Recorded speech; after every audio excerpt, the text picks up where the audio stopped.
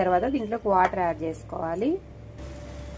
Oil అలా పైకి వచ్చినప్పుడు వాటర్ యాడ్ చేయాలి.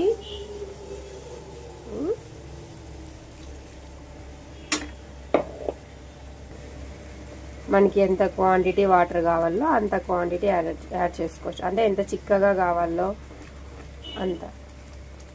మేమైతే ఈ గ్లాస్కి పోస్తున్నాం. చిన్నగా చెక్ చేసుకొని ఎంత కావాలో అంత.